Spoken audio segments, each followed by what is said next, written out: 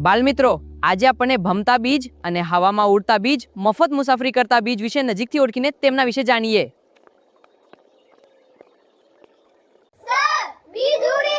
બાલમિત્રો, આ બીજ બહુ હળવા હોય છે. પવન તેમને દૂર દૂર સુધી લઈ જાય છે, એટલે નવા છોડ નવી જગ્યાએ ઉગે છે. આવી રીતે બીજનો ફેલાવો થાય છે.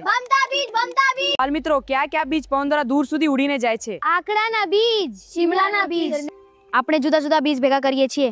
આકડાના બીજ, શિમલાના બીજ, કંજીના બીજ પવન દ્વારા દૂર સુધી ઉડીને જાય છે અને નવી જગ્યાએ બીજાનો ફેલાવો થાય છે. લાલા, ચાલો બાલમિત્રો, આ ઝાડીઓમાંથી ચાલીએ.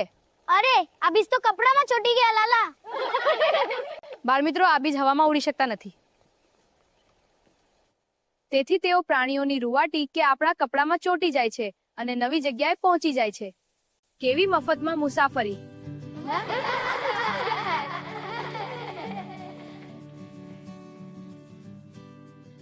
બાળમિત્રો, શું આ ચોંટતા બીજને જોઈને તમને કોઈ વિચાર આવે છે ખરો? હા, આ રીતે તો વસ્તુઓ એકબીજા સાથે ચોંટાડવાની નવી રીત વિચારી શકાય. બરાબર, હું ટ્રી શેપ બનાવું છું. અમે પણ. વાહ! જુઓ, આ રીતે આપણે કપડા પર ચોટેલા બીજથી આર્ટ બનાવીશું. હું પેપર પર ટ્રી શેપ બનાવું છું.